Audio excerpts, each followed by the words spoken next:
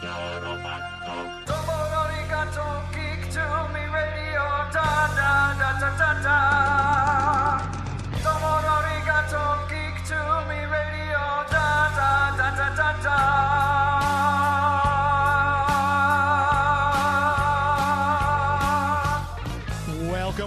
Welcome, geeks and nerds, girls and boys, to a brand new episode of Geek to Me Radio. Tonight, we have writer J.M. DeMatteis on, talking about his new series, Spider-Man Shadow of the Goblin, his other new series, Batman What If Robin Had Lived. Plus, we'll talk about the launch of his DeMultiverse on Kickstarter. All that and more. Stand by. We're talking TV, comics and movies, and video games. And if you don't know Star Trek from Star Wars, we'll try to explain. There are 12 doctors, 4 Hogwarts houses, 1 ring rules them all. To be the greatest Pokemon master, you must catch them all. You must catch them all. Try to catch them all. Gotta catch them all. Gotta catch them all. And if you're driving around the greater St. Louis area right now, listening to us on the big 550 KTRS, hello to all of you out there. Thank you for listening. If you are listening to us on the KTRS app or streaming us on the website, hello to you out there. No video tonight. Joey V is enjoying summer vacation on the lake. Hopefully he's not getting too sunburnt. He's got his water wings on, not overindulging in the alcoholic beverages, keeping himself safe. Hopefully he'll be back with us next week, and we'll be up and running with video on YouTube and Facebook per usual. Got a great guest next week, too. We'll talk to you a little bit more about that later on. This guest I've got on today has been on the show before. Fascinating writer, such great depth. The stuff he's done in TV and animation and literature is just beyond the pale. It's so incredible, the amount of stuff he's done. The first time we had him on, we talked to him about the Twilight Zone that he wrote a couple episodes for, one of his first paid gigs, if I'm not mistaken. His work on Justice League, the animated series, was brilliant. He adapted some really fantastic stories there, and he's just an all-around great comic book writer. Whenever I see his name on a comic book, I always pick it up because I know it's going to be a good story, well told, good character development, no matter if he's coming in halfway through a book's run or if he's starting the book off like he did with Justice League back in the 80s after the crisis not crisis. They had the, what am I trying to think of the miniseries? Anyway, my brain's going in 1,000 different directions. Let's just go ahead and get to my guest, J.M. DeMatteis. So great to talk to him. So, a lot to talk about since I've had you on last time. My gosh, you've launched the DeMultiverse, which has been very cool. That's very ambitious. There were, I think, a total of 5 or 6 titles. 5 titles by the time we were done with the first Kickstarter, yeah. We launched it with 4 and then slipped in a 5th one at the end. That's right. And I saw on your most recent one, because you're launching the new Phase 2, I believe, July 9th. Very good. July 9th on Kickstarter, yeah. And that's going to have another installment of the Gloom Mysteries. All 5 of them. Yeah. Yeah, all 5 of them, yeah. And this time we're not waiting for the end to slip Gloom in, the Ever Gloom Mysteries. That'll be part of it right from the start. It'll still be considered a bonus book, but it'll be available right from the start. And also, all the first issues will be available as well. So people who missed catch up. Yeah. Yeah. That's it. And I know everyone I've talked to, we just had Paul Kupperberg on the show with us this past Sunday, and he's doing the Kickstarter for just his new book that he's writing. But he says, boy, the Kickstarters, that, they're a pain in the butt, quite frankly. So did you find it to be a worthy endeavor, or was it like rolling a boulder uphill? It was a worthy endeavor, but I have to say, I thought about a Kickstarter for a long time because there's this wall between audience and creator that gets removed. It's just you and the audience. There's no publisher in between, nobody else messing around with you in there. And also over the years, there are more and more places to go with original creations in comics and less money to be paid to do it, So the idea of just going straight to the readers always fascinated me. But just what you're saying, I kept thinking, this just seems like a lot of work. I really don't want to do this, And I was lucky enough to meet a guy named David Baldy. David took one of my writing classes, and we became friends. David worked in TV for like 20 years as a writer and a producer. He's a big comic book fan. And we were talking one day about just this, about, gee, I'd love to do a Kickstarter, but, and he said, well, I'll do it with you. And David also is a businessman. Aside from being a writer, he's got a whole business that he runs. So he's got that brain, which I have never had and will never have, So we started talking about, well, what should we do? And I said, well, I've got a bunch of ideas. Let me, this one and this one. I tell him all the different ideas. And he said, well, let's do all 4 of them. And we can do number ones of all of them. And then at the end, we'll take a vote and people can decide which one of the 4 they'd like to see continue. And the next Kickstarter will finish that miniseries, blah, blah, blah. And then Edward Gloom had been developing over in a corner anyway with a different publisher. There were some problems along the way. So we had it just kind of floating there in limbo. So when we got toward the end of the Kickstarter, we thought, well, this book is done. Let's slip that in there as well. So to get 5 ideas out into the world at once, 5 new ideas, was just a phenomenal experience. But yeah, the Kickstarter was a lot of work, but happily I had a partner with me who did a lot of heavy lifting, so I could focus on my end of things. He could take care of his end of things. I could turn to him for advice and for help because he was also a writer, so I could trust his opinion creatively. So it's a great partnership we've developed. And he created this imprint, SpellBound Comics, for all these books. And it was a lot of work, but it was also a lot of fun, and it went very, very well.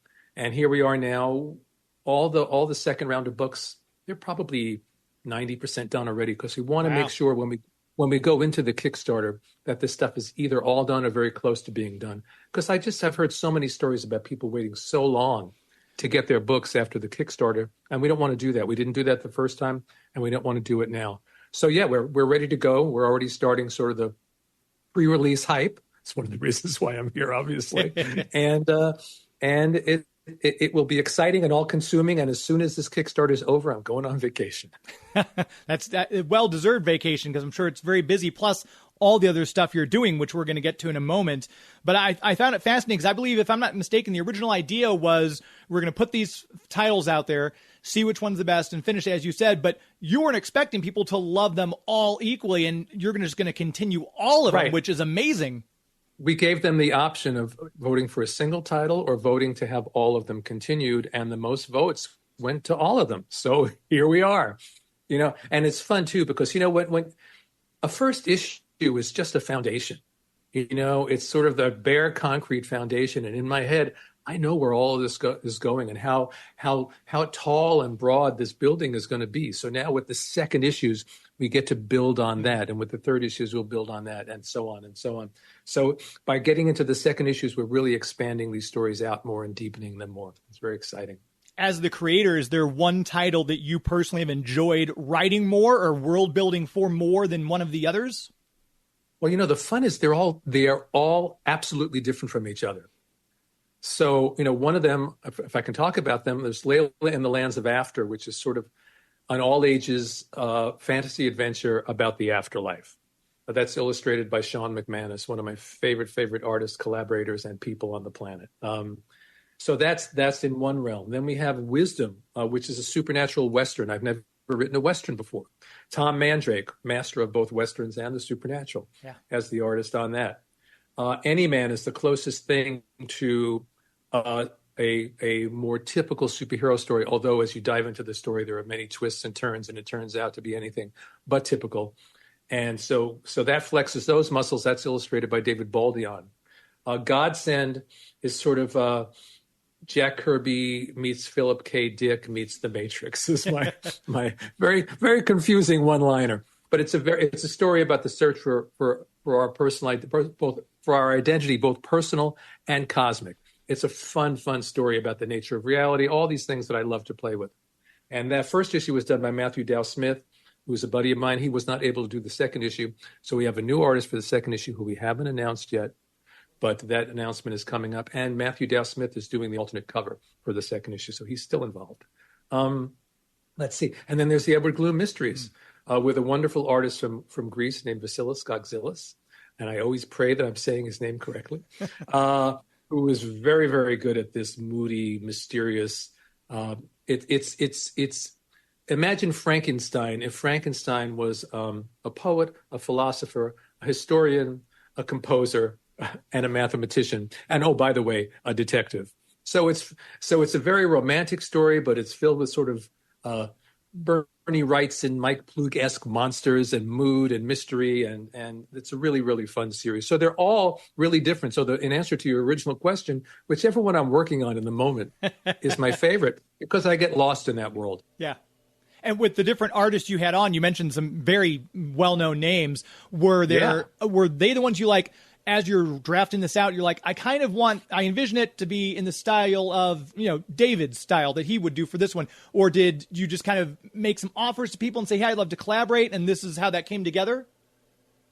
Both things, really, and I learned over the years to trust the process, both for me as a writer, when I'm sending work out into the world and things get rejected 20 times and get sold on the 21st, that's the right timing and the right place for that to be. So in some cases, we might have gone to other artists first and they were not available, but we ended up with just the right guys for each of these projects. I couldn't imagine any of them done by other artists at this point. And that's one of the fun things about comics. You have an idea in your head for years, and it's happened to me with other projects. And I start to work on an idea with artist A, and then for whatever reason, he drops out or he's not available. Time goes by, I find another artist, and you realize this is the guy that the universe was waiting for the whole time. And I can't imagine that project without him or her. So I think it worked out perfectly with all of them. They were all so perfectly suited to the series that they're working on, and I'm so grateful to all of them. And just, it's comics, it's words and pictures. It's not just me making this stuff up. If I don't have an artist to bring it to visual life, I should go write a novel then. You know what I mean? The minute that artist starts to develop and draw that story, it takes it into a whole other dimension. So I appreciate and respect all these guys.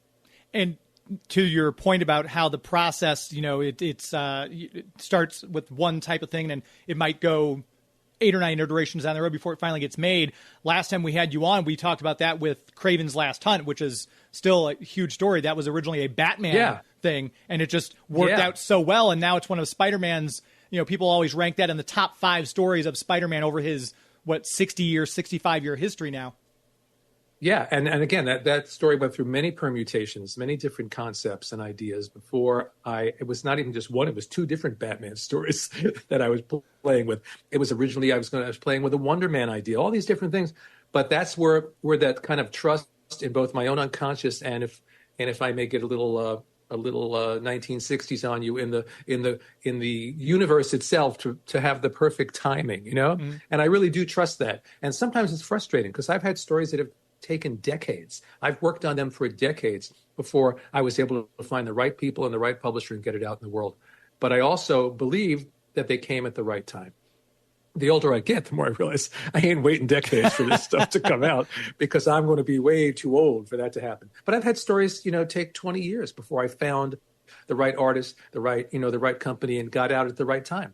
And you just have to trust that. And the good news about what we do is that while you're working on that idea, you're also working on 5, 10, 15 other things at the same time.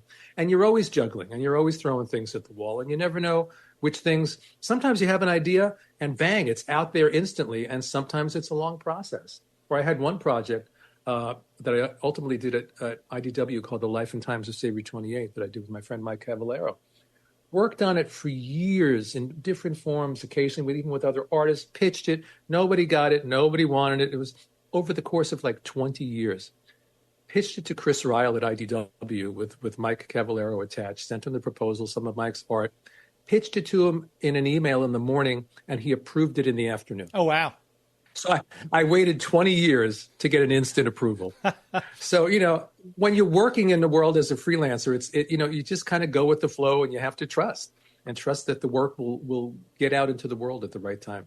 I would think that would save you a great deal of stress, too, because some people obsess over ideas. And if that's your attitude, I think it might be a big stress reliever. So I'm sure you have a very healthy heart from just trusting the process. Well, my right hand is very trusting. My left hand is neurotic. So they work together. You know what I mean? It's a good concert. It's good to have that trust to counteract the neurotic freelancer side of things. And you teach an Imagination 101 workshop. Is that part of what you tell people who come into this workshop? It's like, hey, you have to be able to trust the process. Don't obsess. Yes. Is that one of the things you teach? Absolutely. It's so important. It's so important because I say that being a freelancer, I came up with this years ago, it's like tap dancing on quicksand. You have to tap dance really fast so you don't sink. And you have to tap dance really well because over there, all these editors are standing there going, look at him dance. Oh, that's not bad. We should hire that guy. But, it's not a sane choice. Right. If you don't have the right nervous system, it will just destroy you. I happen to have the right nervous system. I have the wrong nervous system for a 9-to-5 job. That would have destroyed me. This life works just fine for me. And there have been years where I was shocked I made more money than I ever imagined, and other years where I thought, oh my God, they're going to take our house away in 5 minutes. It's just the nature of being a freelancer. There are ups and there are downs, and you have to be able to ride those waves. And if you don't have the right nervous system for you, it's going to wreck you. And if you have the right nervous system, it's the greatest thing there is. I mean, I've always worked at home, but got to participate in the raising of both my children. You can't put a price tag on that. Yeah. And talking about being busy, in addition to launching phase 2 of the DeMultiverse, you're currently, well, I shouldn't say currently, I assume you might be done with it since issue 3 is already out. The Spider-Man Shadow of the Green Goblin series, which is set in early days for Spider-Man when he's still learning about his powers, how strong he is and everything like that. And that's such a, I associate you closely with Justice League and with Spider-Man, which I think those are two great franchises to be associated with, I would assume, as a writer. But this is such a fun story because it's early days Spider-Man, and we get to see that kind of uncertainty that we're not used to seeing of Spidey now. Talk a little bit, if you could, about writing this particular project. Yeah, I've done a couple of standalone shorter pieces about Peter in this period, and it's always fascinated me. When I was 12 years old reading Spider-Man, Peter Parker seemed like a grown-up. Mm-hmm. But when you're a grown-up and you go back to that period, we're talking about a 15-year-old kid, right, who's just been through this trauma of his uncle's death, who's got these weird powers, and he thinks he's going to be a hero. He has no clue what the hell he's doing, really. He's just trying his best to do it. And that's a really, I've written so many Spider-Man stories, as you say.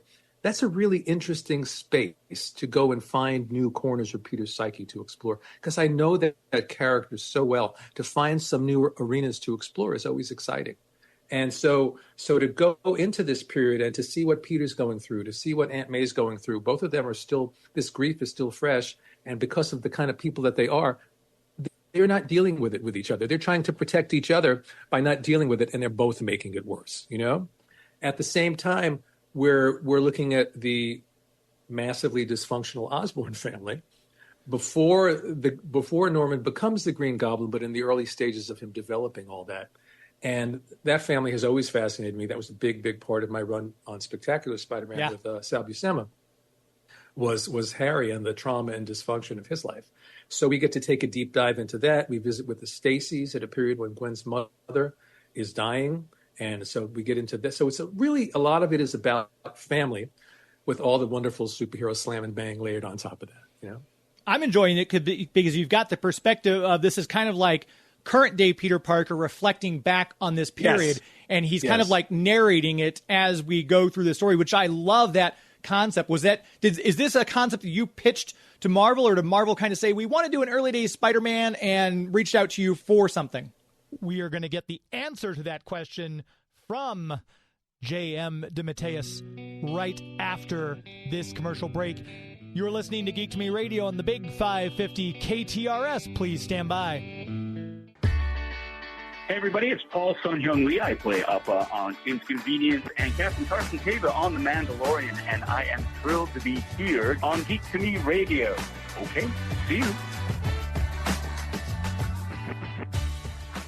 Welcome back to the show. Geek to Me Radio broadcast here every Sunday night on the Big 550 KTRS.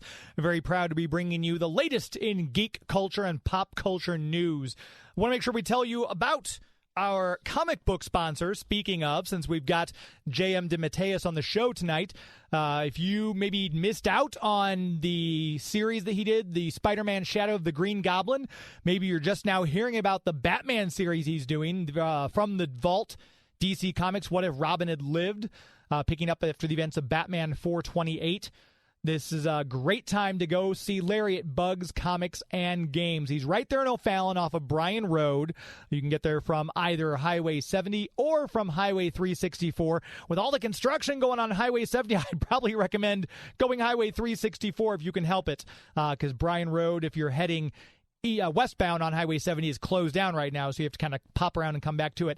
Regardless of how you get there, though, you're going to be glad you went. Larry at Bugs, the guy who runs the place, knows more about comics than I will ever know in my lifetime, and he's got one of those eidetic memories. I just saw him at Toyman today and was chatting with his lovely bride, and she was telling a guy, she's like, well, if Larry's got it in the store, he'll know what he's got because he can just like, bam, bam. Yeah, we've got this one in the case. It's in this condition. He's one of those people who has that kind of brain, and it's always great to talk to him. Every time I either go into the store or if I see him at, like I did at Toyman today, we just start talking about comic books and talking about comic book movies. He's just a wealth of knowledge, and no one better to lead you on your comic book journey, no matter where you are in that journey. If you are wanting to start fresh, hey, you know what? I've seen all these Marvel movies. I'm watching the DC stuff. I know the animated series, but I haven't really gotten into comic books lately. Let Larry be your guide. If you're out of comic books for a while, maybe you used to collect and you kind of want to get back in, hey, what's a good jumping on point? Ask Larry. He'll tell you. Bugs, Comics, and Games. If you're outside the greater St. Louis listening area and you're listening to the show right now, go to Instagram and check out Bugs, Comics, and Games on Instagram. He's got stuff up there that you can buy. Just say, hey, that comic there, I want that. He'll send you a PayPal invoice. Yeah, you pay it. He'll ship it right to your door securely and quickly. And let Larry be your new comic book store if your local one closed down. Bugs, Comics, and Games also on Facebook. Make sure you check them out there. Give the page a like. While you're there, make sure you join the Avengers Club. Bugs, Comics, and Games. Very proud to have them as the official comic book sponsor here on Geek to Me Radio. Before we took that last break, we were talking with writer J.M. DeMatteis, and I'd asked him about the Shadow of the Goblin story, if that was something that was pitched by Marvel and they said, hey, come and do this for us, or if he went to Marvel and said, hey, listen to this idea I've got. I've been working with a wonderful editor named Danny Chasm. We did the Ben Reilly series. We did The Lost Hunt together, and we just were talking about what to do next. And I think I was the one that came up with, let's go back to those early days. And in terms of the narrative, and I can't say enough nice things about Danny. The editor is such an important part of the process. And from day one, he's just been such a pleasure to work with. And we have a very relaxed, respectful, creative give and take. In terms of the narrative voice, that's something I've done before in other stories. And in my mind, the Peter that's narrating this isn't even the Peter that you see in Amazing Spider-Man. He's maybe 50 years old or something, looking back on his life. And the fun thing is, of course, you're looking back on your life. It's like, David Copperfield, Dickens, looking back on his life. The memories don't have to be precise. So this way people can't complain if I mess up the continuity because it's just Peter's memory. Yeah. It's a great out, actually. That was not my intention. I just love having that distance. If Peter was narrating that story as a 15-year-old, it'd be a very, very different story.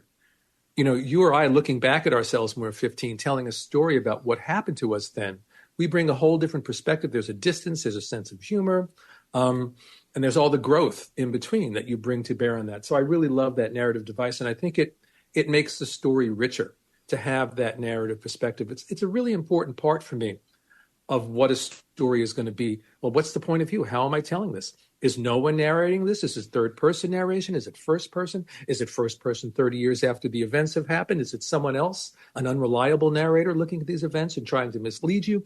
You can change an entire story just by the point of view of the narrator, and that's always fascinated me.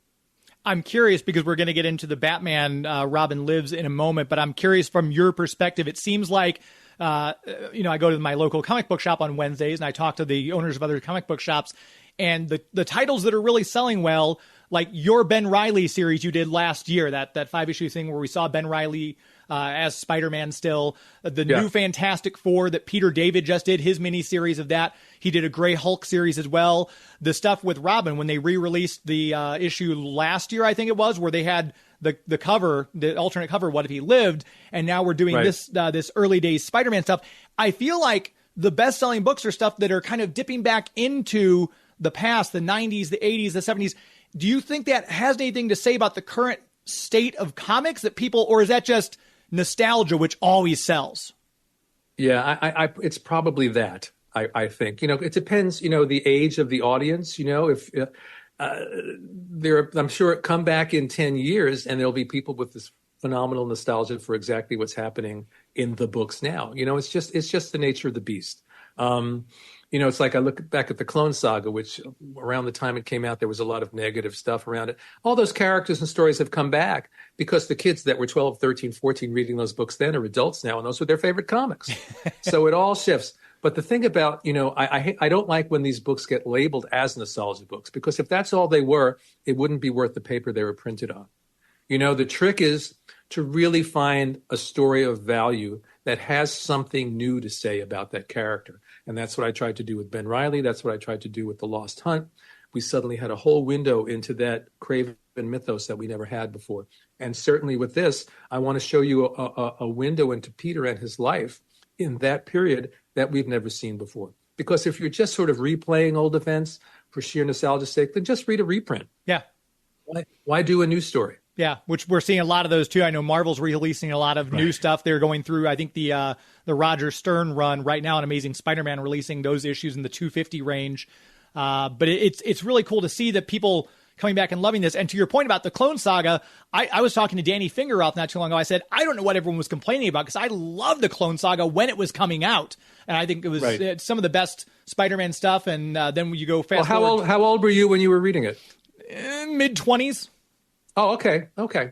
But all right, so that's good. Yeah, that's good to know. And then still, I think anytime there's a change, I think people automatically push back on this. Will know that, like, I loved Dan Slott's Superior Spider-Man. I thought that was brilliant, and it was a really unique and fun run. So I always like things like that when they change it up, but there's a good reason behind it.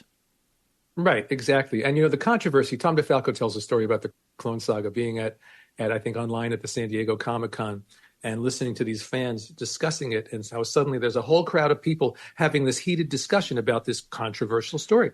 Well, that's what you hope for, because they're all running out every month to buy that story. And if they really hated it, they'd stop buying it, you know? Just because, something to be, there's controversial and bad, and there's controversial and good. And I think the Clone Saga was both, really. I think the initial vision and the initial storyline was really, really strong.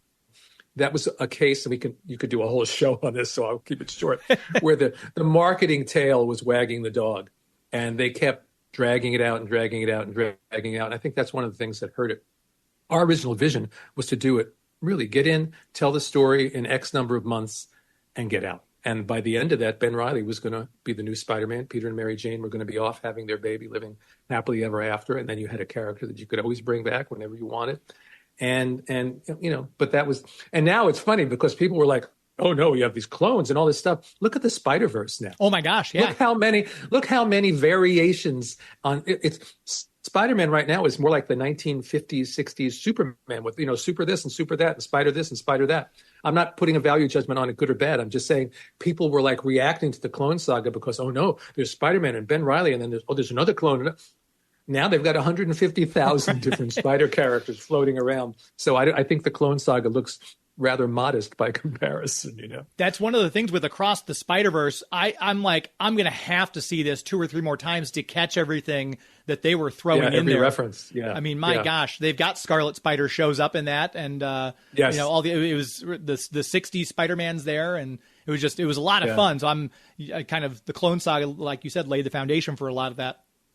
Yeah. And to switch gears to DC, Batman, that's one of the stories I remember as a little kid. I'm like, they're killing off Robin, I thought that was really weird. And then as I got older, I kind of went back and reread it and realized the consequences, the ramifications. And we're getting this thing. Obviously, Jason Todd's alive now. He's running around as the Red Hood, an anti-hero. But this is what if Robin had lived, and I assume it's going to branch out right from where issue 426, or is it exactly where it left off? Yeah, exactly. No, we're not redoing anything. It's like, Robin has survived the attack by the Joker. He's in the hospital, and we take it right from there. And it's interesting. I think, Jim Starlin and Jim Aparo did such a great job with that story. Jim Aparo is one of those really underappreciated artists, I think. He is one of the very best. And sort of like Sal Buscema, the more time goes by, the more people realize just how good this guy was. In fact, I think they were sort of mirrors of each other. Aparo was sort of the Sal of DC, and Sal was the Aparo of Marvel, Anyway, it's a great story. And I believe they went to, as they should have, went to Starlin first to see if he would do this. And for whatever reason, he chose not to. So I'm glad they came to me. And it's been really interesting because I like stories where you can dive into characters' psyches and peel them apart. So you've got a situation where this kid has been brutalized and traumatized. You've got Bruce Wayne where you have to face the question, or the fundamental question of Batman, why are you taking these kids into these awful, dangerous situations, And so when you have that level of psychological groundwork, and then you have an amazing villain like the Joker, and I get to play with a bunch of other Batman villains that we bring in, and we introduce some new characters. It's a very rich story, emotionally and psychologically, and then, of course, all the great Batman action on top of that. Just that because, this is not the main continuity, we're free to go anywhere we want with this. You know what I mean? We don't have to end in a place that's the status quo that we all know. We could end anywhere. And I just finished the last issue, 3 weeks ago or so. Oh, wow. So I know where it ends, but I'm not telling you. I was disappointed to find out this is only a 4-issue miniseries. I was like, oh, we're going to get a 6 or 8. I could have done 6 at least, because there was a lot of story that I had to compress. And that's always, that's part of the job too. If they say we want 6 issues, you work out a story that will fill out 6 issues and hopefully not be padded. And if they want 4 issues, then you have to know what to cut and what to keep and still make it feel like a fulfilling. Although, if you go back to the days, if you remember when miniseries first started at Marvel and D.C., they were generally 3 or 4 issues back in the day. The original ones. What was Contest of Champions? I think it was was the 3, first Marvel miniseries. And that was 3 issues. Yeah. And I remember doing a bunch back in the 80s that were 4 issues. So, but this is a story with a lot of scope to it. So yeah, I had to really balance it to get it into 4 issues.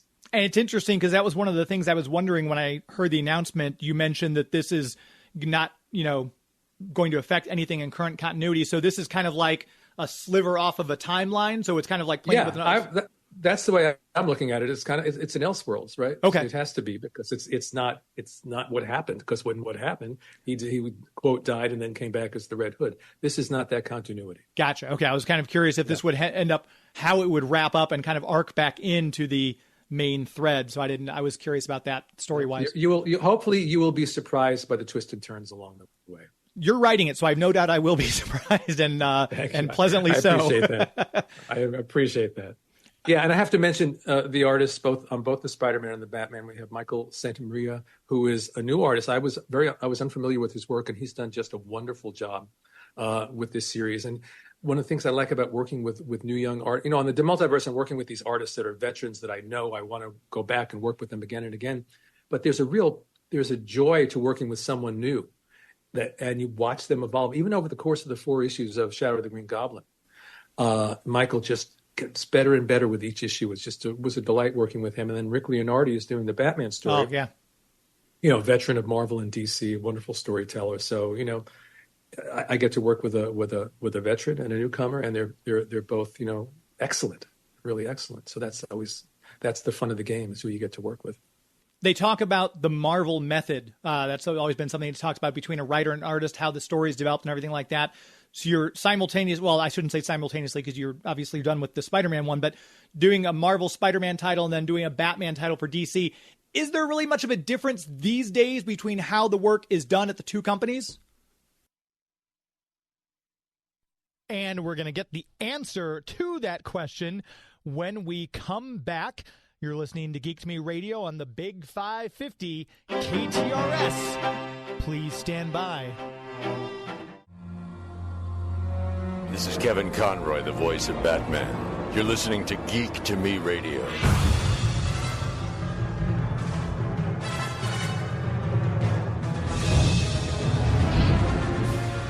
Since we're talking with J.M. DeMatteis about his new Batman series, I thought it only appropriate to come back, as I always try to do, with the voice of Kevin Conroy, at least once in my broadcasts. Just one of those people, just an absolute titan. I still can't believe Kevin's not in this world anymore. It's very sad. We lost a lot of people this weekend. My gosh, Shannon Doherty and Dr. Ruth and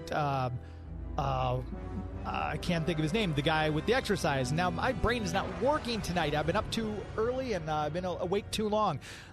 Richard Simmons, there we go. My word. Just a lot of people. It's very sad, and I just, my thoughts and prayers go to all the families of everyone who's affected by the violence in Pennsylvania this weekend as well. It's very tragic, and it's just always sad when you lose someone. I know Shannon Doherty, I was just watching her on Charm the other day at the gym, but obviously as a littler kid, I grew up watching 90210. It's very sad whenever we lose someone who had such a part in our childhood, whether we watched them religiously on TV or whether we just kind of resonated. We got to meet them in real life.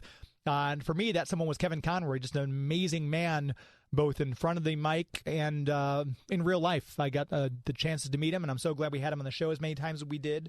And it's just very, very, very glad, and it always makes me smile a little bit to come back with his return liner from that. So, Mr. Kevin Conroy. We'll make sure we tell you about our premier sponsor, the Greater St. Charles Convention and Visitors Bureau. Of course, the website, discoverstcharles.com. They've got their Christmas bingo coming up next Friday, the 19th. If you are interested, if you're a big fan of Christmas traditions, if you like the festivals that they are putting on down there all the time, if you just like being in St. Charles, and let's face it, who doesn't? Go to the website, discoverstcharles.com, look up events. You can still get tickets. I believe there are a few left. If you want to get a table, or just if you don't want to get a whole table, come and join a table for Christmas bingo. We do Christmas in July. It's rounds of bingo. There'll be your normal bingo games hosted by some of your favorite Christmas legends that'll be there and helping host the event. A good time is had by all. Bring your food. They've got awards and prizes they give out for best table decoration, best themed costumes. If people show up in costume, and people always do. I think this is, it's got to be the 5th or 6th year we've done Christmas bingo. It's always a lot of fun. I absolutely enjoy helping to host this event. So if you are looking for something fun to do next Friday night, Christmas bingo in St. Charles, check that out. Always something fun to do, whether it's the weekend, whether it's during the week. Maybe you're looking for a new brunch spot. I mentioned I'm tired, didn't I? Whether or not you're looking for a new store to check out, whether you just want to get out and do some walking. Maybe you were tired of the treadmill. You want to get out and walk in the fresh air. Check out St. Charles. All those boxes can be checked right there by going to the city of St. Charles. Start at the website, discoverstcharles.com. If you're not familiar, they've got their Hit the Bricks tour. You can go and go to the CVB, and they'll have a tour guide come out and lead you up and down the cobblestone streets, and you can check out all the cool things there are out there in St. Charles, from the great restaurants to these small shops that are all family-owned businesses. It's a great way to support local businesses, and you can always find something new to do. Like I said, if you're looking for a big event, or whether you're not just wanting to get out and have some me time, walk the Katy Trail by yourself, whatever it is, City of St. Charles has you covered. Very proud to have them as our premier sponsor here. They've been with me since the beginning. It's a great organization there at the Convention and Visitors Bureau. Elizabeth and Ryan and Aaron and all of them over there do a great job, greeted by friendly people when you walk in. If you have a question, they're very knowledgeable. Right there in the 200 block of South Main, they can direct you where you want to go. If you haven't visited lately, I highly encourage you to do so. Check them out. Start your trip, whether you're here locally or out of town, at the website, discoverstcharles.com. That website again, discoverstcharles.com. As we always say here, it's an historically good time. Before we took that last break, we are wrapping up our conversation with writer J.M. DeMatteis about all the stuff he's working on. We talked about Spider-Man. We were digging into D.C. We still have to talk about some of his DeMultiverse stuff as well, but I'd asked him right before we took that last break the differences in styles between working for Marvel versus working for DC. Is there really that much of a difference? Well, when I started at Marvel, it was, quote, the Marvel method. But I have to clarify, because people hear these stories about Lee and Kirby, and Stan says, oh, let's bring back Dr. Doom. And then Jack goes home and draws a 4-part epic and creates the whole thing. And then Stan dialogues it, not to take away from that, because I know that how much you can add to a story through dialogue. It's not that way. The plots are rich, and when I write a plot, especially these days, it's almost like a full script. It's page by page, panel by panel, camera angles, dialogue. I lay out the themes, the psychology. But the fun is you get the artwork back before you put in the final script. So you're reacting and interacting with the artwork, so that sequence that you thought you have to write so much, you look and you see that the artist brought it alive in such a way. Oh my God, I don't have to put a word on these 2 pages, or vice versa. Oh, I see, I need to explain more here. Or that information I was going to put in the front of the story, I can move to the back of the story. You can play with it a little bit more there, and you get that give and take with the art. Whereas full script is just that. It's page by page, panel by panel, camera angles, captions, dialogue, the whole thing. So it is different. I like working both ways. But even with full script, I've said many times, you give a full script to 5 different artists, you're going to get 5 different stories back in a lot of ways, because the way, even if you're describing every panel in minute detail, each guy's going to draw that panel slightly different. Each guy's going to have a different style of drawing your eye to the next panel, what he wants to emphasize in that panel. So even there's that give and take, and you hope that you have that chance at the end, even with a full script, to look it over and go, oh, that doesn't work. Let me take out that caption or add some dialogue there or move that a little bit, you know? But they're both fulfilling. There is a little unique artistic joy to the give and take of Marvel style. But again, people have to understand that Marvel style does not mean you give the artist 2 paragraphs and they create a story and then you just dialogue it. There's a lot of work. The plot is in many ways the hardest part. Even when I write full script, what I often do, I have the story in my head. I'll write a little outline of a couple of pages just for myself. And what I'll do is I will write 20 pages of just the art directions. I lay out all the visuals, page 1, all the panels, what's going on. And so I create my own Marvel style in a way, because then I go back in after I've done that and I start to put in the dialogue and captions to the visuals that I've just created. And occasionally I'll do it in reverse. Since I have the story in my head, I'll write all the dialogue and captions and then go back in and add the visuals. So, you know, there are a lot of different ways to play with writing this stuff. Is that specific to you, giving kind of like, here's the visuals I kind of envision, or do some people just like, I'm going to write the plot and I trust the artist to do the artwork? Is that kind of very writer by writer, or is that also, I guess, dependent on? I think in terms of plot first, you mean? Yeah. It probably does vary. And even, you know, in the beginning at Marvel, you know, when I started out there, when I was learning the Marvel style, I might have just written, here's everything that's happening on pages 1 through 3. I might write it in detail, but I wasn't necessarily breaking it down panel by panel. As the years passed, I got, is the word more anal? I don't know. But I was much more concerned with sort of breaking these things down visually, because I need to see the story in my head to tell it properly. And yet again, so when I was working with Sal Buscema on A Spectacular Spider-Man, my plots were very, very tight. If you see a 9-panel grid where it was like, I did a bit where it was like Harry's face for 9 panels, you know, and he just doesn't move. And by the 9th panel, he starts to smile, you know, something like that. That was all in the plot. So very detailed, but you give it to Sal Buscema and he brings that to a whole other level in ways that he did everything I asked for and yet made it even better. And then I remember after Sal, I worked with Mark Bagley and he was like, could you relax the plots a little bit? You know, instead of maybe being panel by panel, just give it to me page by page. I don't remember exactly what it was. So sometimes it shifts with the artist, but these days, if I show you one of my plots, they're very, very precise. They're basically a full script without the complete finished dialogue and captions. And obviously, probably different writers do it different ways. You come yes, from that absolutely. Writing background. You mentioned before we started talking about some of the novellas you're actually putting out now. You've got a couple. Yes. Could you talk about those just briefly? Oh, I would be happy to. One of them is called The Excavator. Both of them, I would put them in the genre of a supernatural thriller, almost in the Twilight Zone arena. Story of regular people that sort of take a left step into something very strange, you know?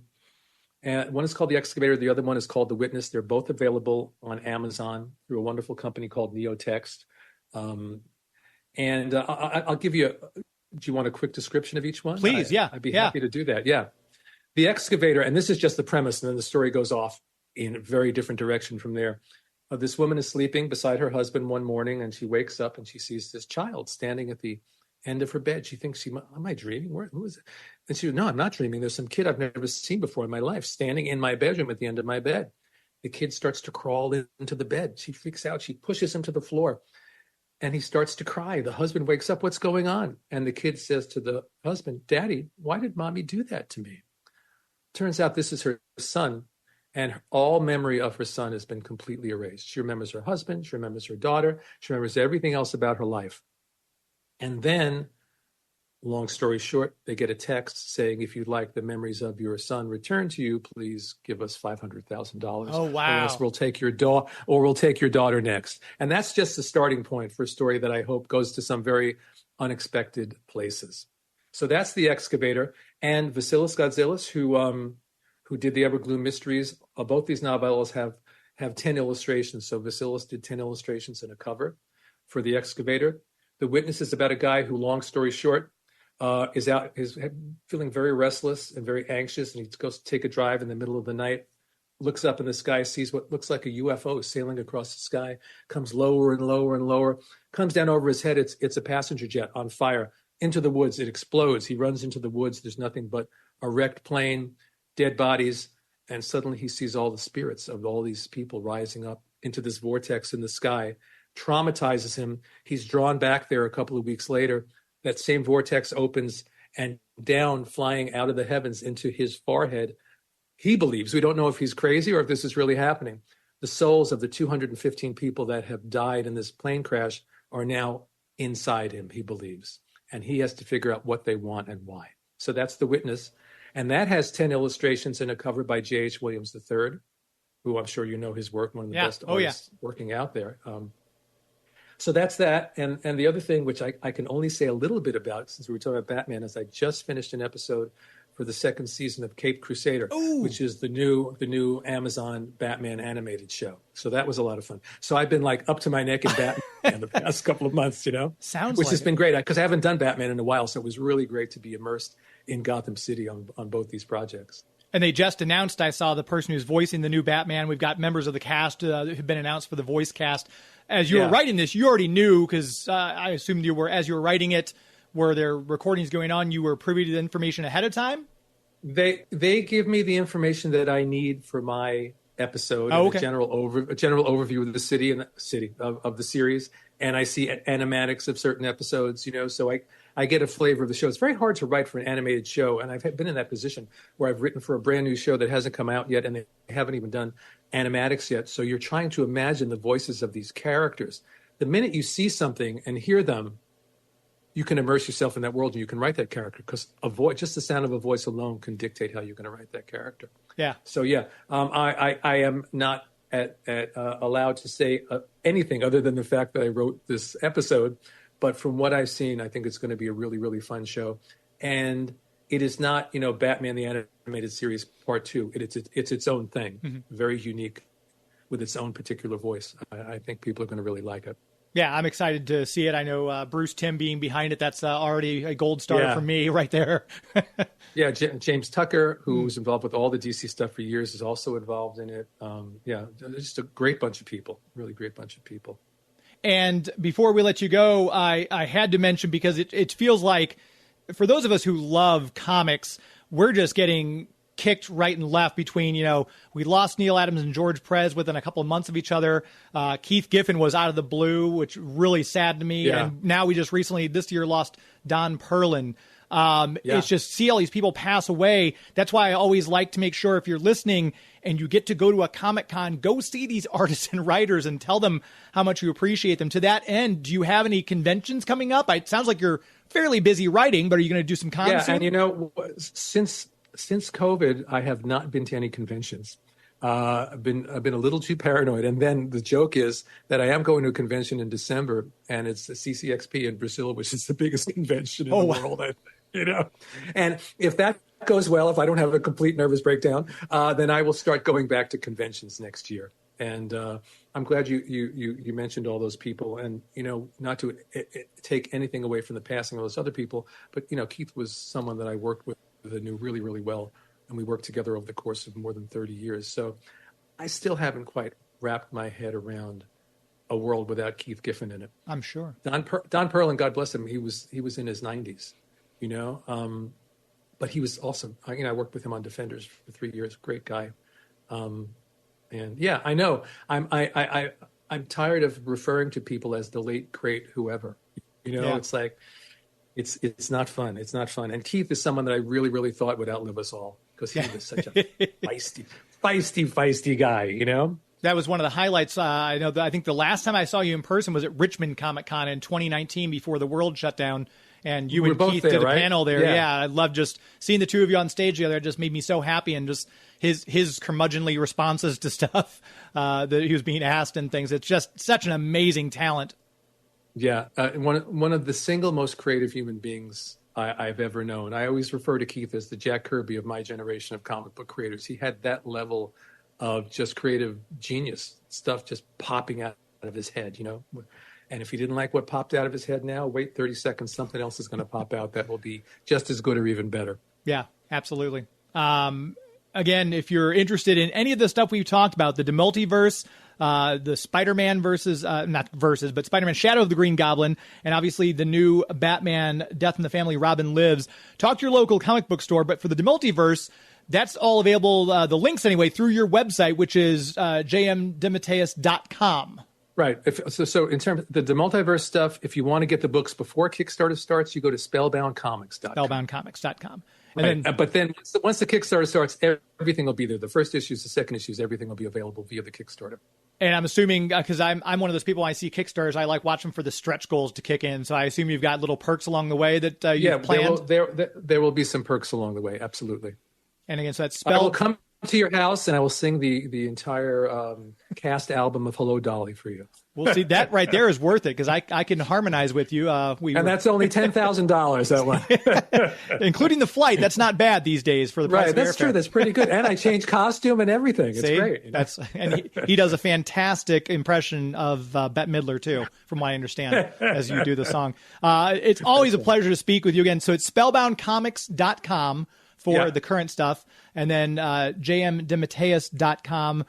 Keep up with all this stuff. He blogs and puts all stuff up there. That's great. And hopefully after Brazil, if it goes well, we'll see you at future cons. Yes, that is my hope. Thanks. It's been great to talk to you. Always appreciate talking to you. Thanks. Have a good rest of your day. Thanks, James. Thank you. Be well.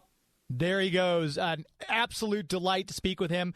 And if he's doing cons again, make sure you go get him to sign some stuff. You can have him sign your Kraven's Last Hunt or your Batman current stuff that he's doing here, or your Justice League comics. If you, like I, have the full 125-issue run of Justice League and Justice League International and Justice League America as it changed its iterations as it went. Not that he worked on the whole run, but still love his work, and I'm excited about those new novellas he has coming out. Always a pleasure to talk to him. Thank you all so much for joining me again. I want to remind you, we've got a Comic-Con coming in Memorial Day of 2025, that weekend, May 23rd to the 25th. It's called Two Rivers Comic-Con. The website will be launching soon. We had a couple of hiccups with that, trying to get that up and running, but we've got some fantastic guests we'll be announcing. Since you guys are my listeners, I'm going to let you know ahead of time before the website goes up. We're going to have Roy Thomas coming. He's our featured writer for this event. We've also got Rick Burchett, local guy, 3-time Eisner Award winner, absolutely brilliant artist. He's going to be our featured artist. We've got other people like Phil Hester and Andy Parks coming in. We've got Phil Lamar. You got Samurai Jack and Green Lantern, among Static Shock and many other voices. Obviously, Susan Eisenberg, the voice of Wonder Woman, also joining us. Those are just the ones we've got right now. More names will be added as we go, so make sure you're keeping up with us here on Geek to Me Radio. That's going to do it. Another show in the books. Thank you very, very much to the City of St. Charles, Greater St. Charles Convention and Visitors Bureau for being our premier sponsor. Thank you to Bugs Comics and Games for our official comic book sponsor. Thank you to J.M. DeMatteis for being on the show. And thank you all for listening. Until next week, my friends. It's not in the way you watch iZombie. It's not in the way you watch The Flash. It's not in the way you love Scotty Young Arts. It's not in the way you play Mario Kart. It's not in the way you look when you make Game of Thrones references. That's our show. This is Geek to Me Radio. That's our show. This is Geek to Me Radio. Thank you, DeMultiverse. Good night.